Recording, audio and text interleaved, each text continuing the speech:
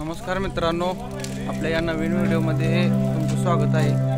आजचा व्हिडिओ खास स्पेशल आपला हनुमान जयंतीनिमित्त कार्यक्रम ठेवलेला आहे गावामध्ये, त्यासाठी हा व्हिडिओ करत आहे मी।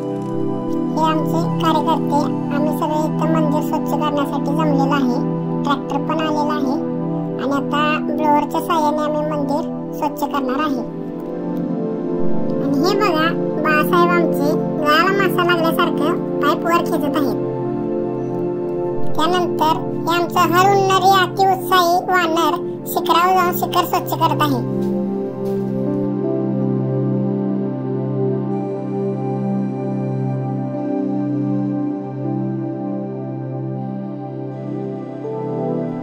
बाहेरून मंदिर धुवून झाल्यानंतर आतमधील मंदिर कोण धुणार याच्यासाठी या दोघांमध्ये भांडण लागले।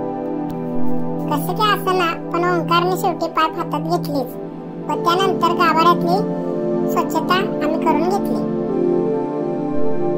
मंदिराची सफाई झाल्यानंतर मंदिराच्या पुढे असलेल्या व जिथे आम्ही महाप्रसाद नियोजन केलेले आहे त्या ठिकाणची स्वच्छता आमच्या सगळ्या सहकार्याने करून घेतली व अशा प्रकारे आजची स्वच्छता मोहीम आम्ही सर्वांनी मिळून यशस्वी केली।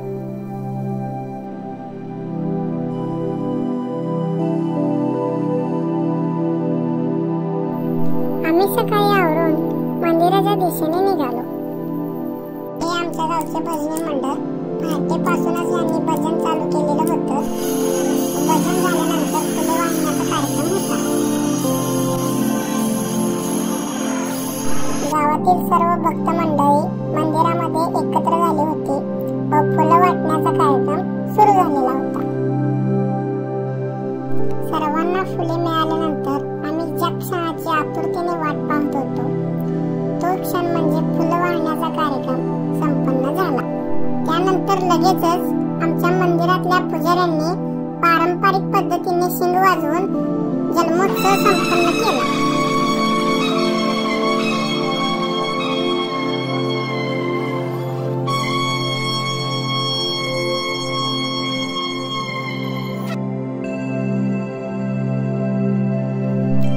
फुले वाहिल्यानंतर पुजाऱ्यांनी प्रसाद म्हणून सुंटोड्याचे वाटप केले।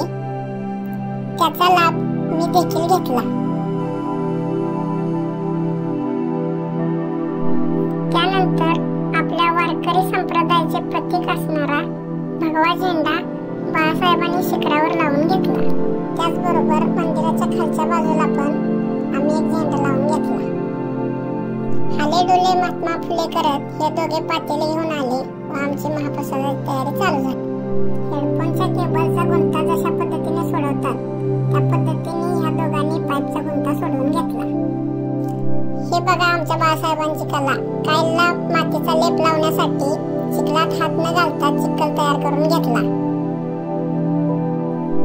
मगाशी आमच्या बाळासाहेबांनी मातीमध्ये हात न घालता जो चिखल तयार केला त्या चिखलाचा उपयोग कशा पद्धतीने करायचा याचं प्रात्यक्षिक हे आमचे सर दाखवत आहेत आणि आम्ही बाजूला सर्वजण उभा राहून ते प्रात्यक्षिक छान पद्धतीने पाहत आहे। हे काम सगळ्यात सोपं आणि फायदेशीर असल्यामुळे भर उन्हात नारळ फोडून यातील पाणी प्यायला मिळत असल्यामुळे या ठिकाणी अशी जास्त गर्दी झालेली आम्हाला पाहायला मिळाली।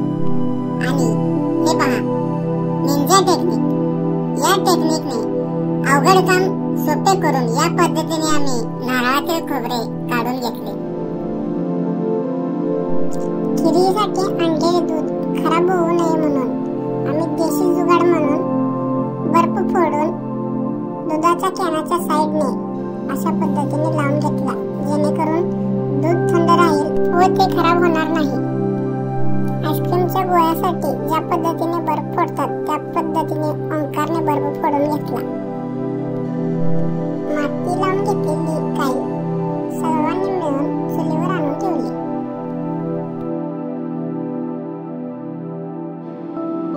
काईला हार घालून आबांनी नारळ वाढवला।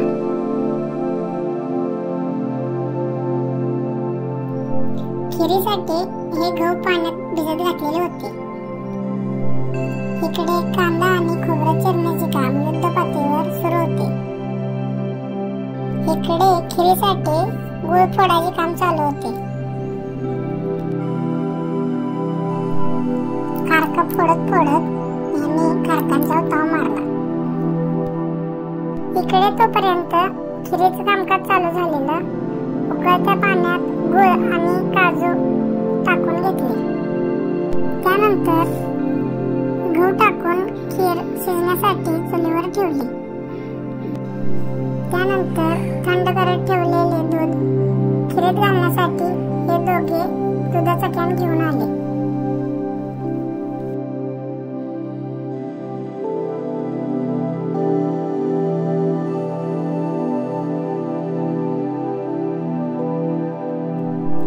आमच्या गावाच्या नावाप्रमाणे हे आमच्या कार्याला सुरुवात झाली. तूप खाल्ल्याशिवाय रूप येत नाही या म्हणीप्रमाणे आमच्या खिरीचे रूप बदलण्यासाठी आम्ही खिरीमध्ये भरपूर तूप घातले.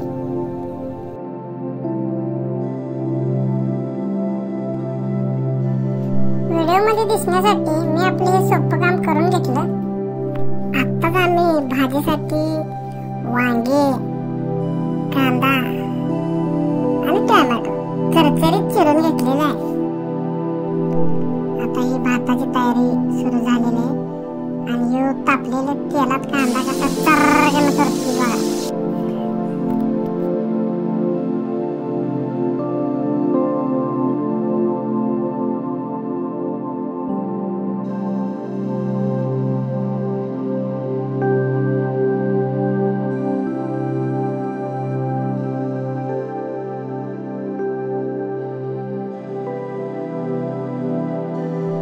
पाणी गरम झाल्यावर त्यात भातासाठी तांदूळ टाकून घेतला आणि तवरीने इलेक्ट्रिक वरट्यावरनं मसाला बारीक करून आणलाच की. आणि ह्यो बघा ह्यो 10 किलो खवा हिरीनं बघूच तर गडाप केला. आणि ह्यो भात तयार झालता तवर आचार्य मामाने याच्यावर शेवटचा हात मारून घेतला. इकडे तिकडे हलवून ओके करून घेतला त्याला आणि आमच्या भाजीची तयारी सुरू झाली. आमच्या कार्यकर्त्याने टँगे टँगे करत चिरलेले हे आमचे वांगे शेवटी आमच्या भाजीच्या पातेल्यात पडले.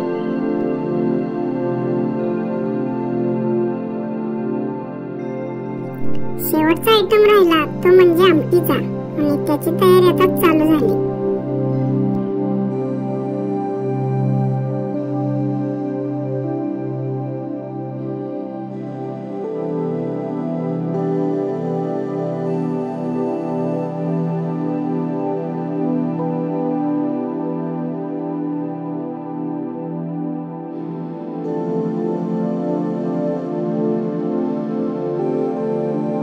आणि अशा तऱ्हेने सगळ्यांच्या मदतीमुळे महाप्रसाद बनवून तयार झाला.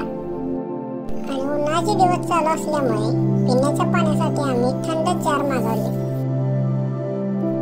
आणि मंदिरातल्या गाभाऱ्यामध्ये अशी विद्युत रोषणाई करण्यात आली होती.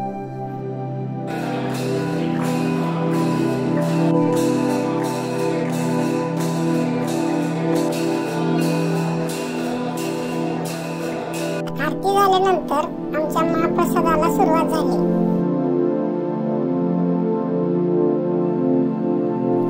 अशा पद्धतीने गावातील सर्व नागरिकांनी महाप्रसादाचा लाभ घेतला. महाप्रसाद झाल्यानंतर आता एकच गोष्ट राहिली ते म्हणजे समारोप. आणि आमचा समारोप म्हणजे भांडी घासणे.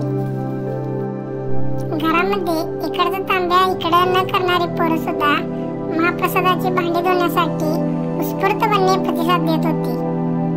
भांडी धुवून झाल्यानंतर त्या पद्धतीने मंदिर धुवून सुरुवात केली होती त्याच पद्धतीने मंदिर धुवून शेवट केला आणि कार्यक्रमाची सांगता केली.